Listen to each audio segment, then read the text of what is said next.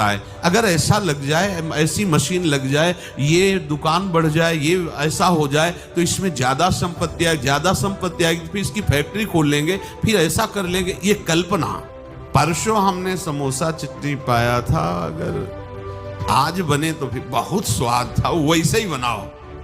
तृष्णा। अगर प्रभु की प्राप्ति की बात हो तो कहीं कोई भी किसी तरह की समस्या तुम्हें परास्त नहीं कर सकती। अगर आप शास्त्र सम्मत चलेंगे तो जितने लोकांतर के सुख हो आपके चरणों में लुटेंगे, जितनी सिद्धियां हो सब आपके सामने हाथ जोड़े खड़ी रहेंगी। ये भगवत मार्ग है, तुम्हें हमारी कसम है। हे शरणागतो, तुम्हें हमारी कसम है, हमारी इस बात पर विश्वास कर लो। सबके हृदय में विषयों की कल्पना होती रहती है। चलते फिरते उठते बैठते जो 5 ज्ञानेंद्रियां हैं, मन उनको लेकर के भोगों की कल्पना करता रहता है। कभी रसेंद्री की कल्पना, कभी श्रवणेंद्री के भोग की कल्पना, कभी जनेंद्री के भोग की कल्पना, ऐसे वो कल्पना में घूमता रहता है। साधु कल्पना नष्ट करता है, वो कल्पना में नहीं घूमता, वो भावना में विचरता है। साधु और संसारी पुरुष में अंतर है। संसारी पुरुष कल्पना में विचरता है। अगर ऐसा लग जाए, ऐसी मशीन लग जाए, ये दुकान बढ़ जाए, ये ऐसा हो जाए तो इसमें ज्यादा संपत्ति आएगी, ज्यादा संपत्ति आएगी, फिर इसकी फैक्ट्री खोल लेंगे, फिर ऐसा कर लेंगे। ये कल्पना। ऐसा मकान बन जाए, यहां ऐसा ऐसा ऐसा, वो कल्पना में विचरता रहता है।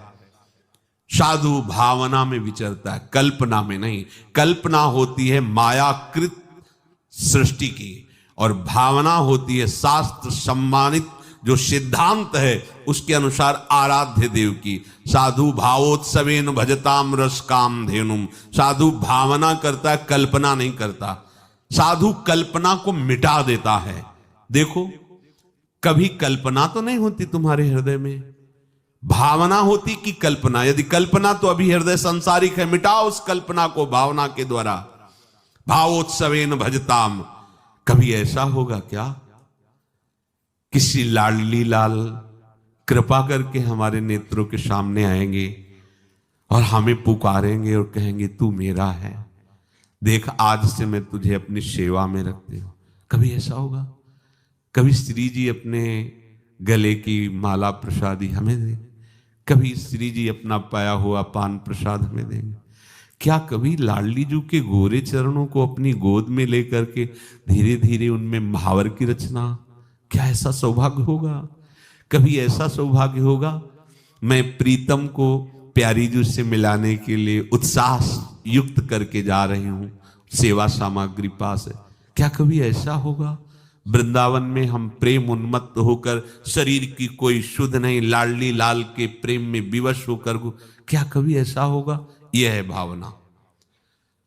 जो आराध्य देव के प्रति प्रतिपल ऐसा चिंतन हो उसे कहते भावना में। और वही भावना सिद्ध हो जाती है तो क्या सब घट जाता है। वो देखता है यही कर रहा है, वैसे ही सब प्रतिपल सेवा में मगन है। साधु कल्पना मिटाता है। अब आपको देखना है इनमें से कि आप क्या हो, खुद अपने हृदय में देखो। तभी कहते श्रवणेंद्री को मजबूत करो। जब आप अपने हृदय को देखोगे कि सारे दोस्त तो हम में ही हैं, तो अभिमान नहीं रह जाएगा। और अभिमान का गलित होना सारे सद्गुणों को प्रकाशित करना है।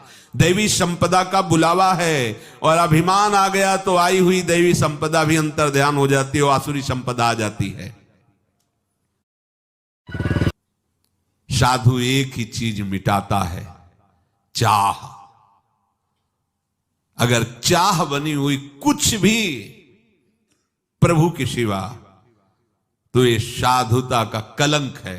कोई भी चाह नहीं। चाह मिटी, चिंता मिटी, मनुआ बेपरवाह। जाही न चाही कबहु कछु न चाही। ये हमारी सिद्धि है, परमार्थ के पथिक की ये सिद्धि है, न चाही। और यहां गुरु न चाही, सिद्धांत न चाही, प्रभु न चाही, पर ये चाही। कैसे कैसे परमार्थ के पति को, चाहे कोई भी हो, शास्त्र प्रमाणित तुम्हारा हृदय होना चाहिए। नहीं तो बनाओ, आए हो परमार्थ मार्ग में।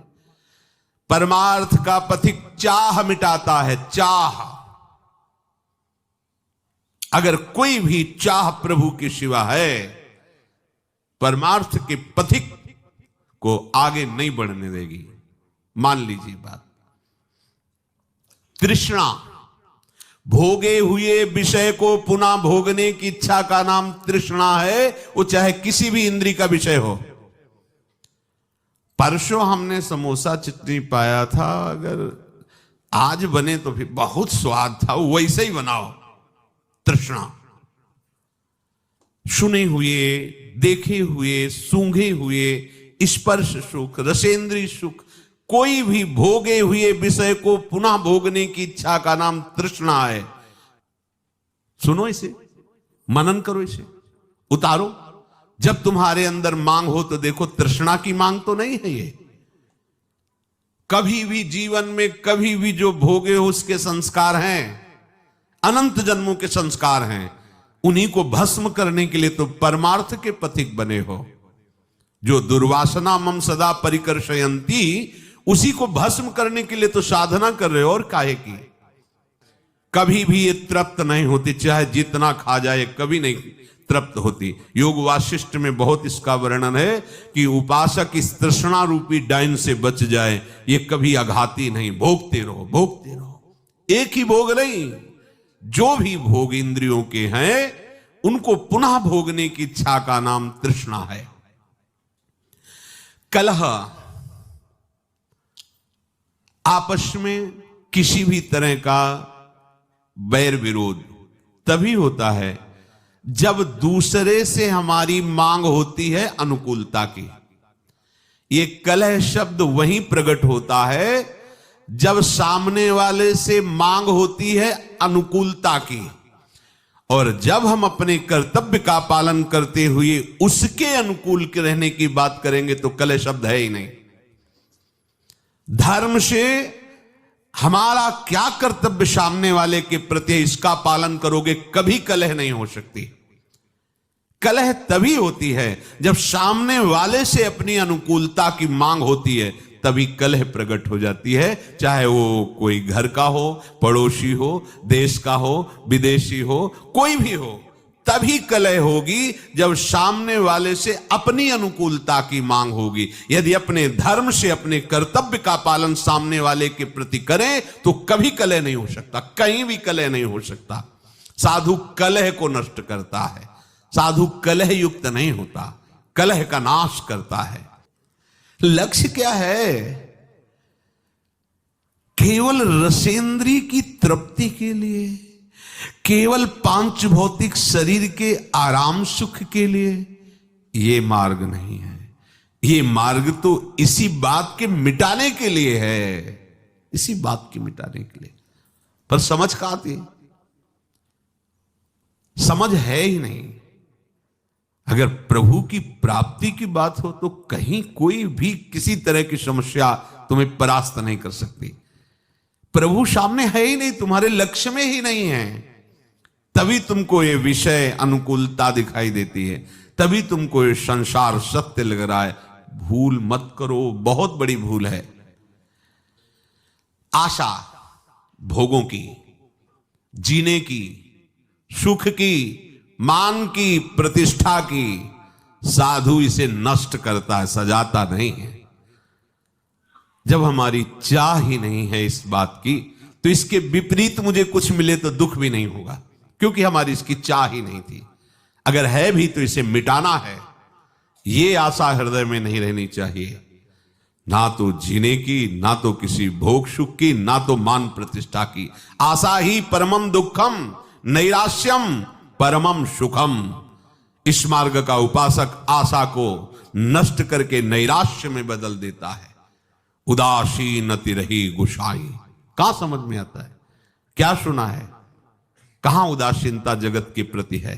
नहीं, भक्ति के प्रति उदासीनता है, सिद्धांत के प्रति उदासीनता है, और जगत के भोग ये मित्र लगते, ये प्यारे लगते हैं। आशा का नाश करो, तभी साधु बन सकते हो।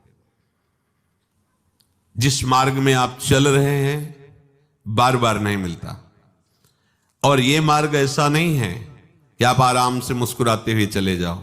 नहीं, यहां बड़े बड़े चोर लगे हुए हैं, ठग लगे हुए हैं, फुसला के बहाने से आपकी सारी अध्यात्म शक्ति को लूटने के लिए वो तैयार है।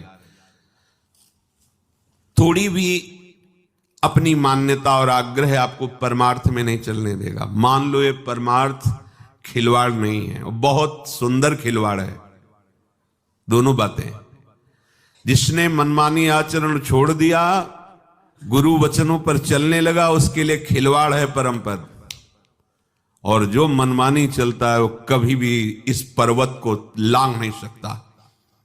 नाना प्रकार की वासनाओं का इतना बड़ा पर्वत है, आप लांघ तेति दुर्गम शैल विशाला नहीं पार कर सकते। और यदि कृपा पात्र बन गए तो मूकम करोति वाचालम पंगुम लंघयते गिरिम। पंगुम लंघयते गिरिम, पैर भी ठीक नहीं फिर भी पार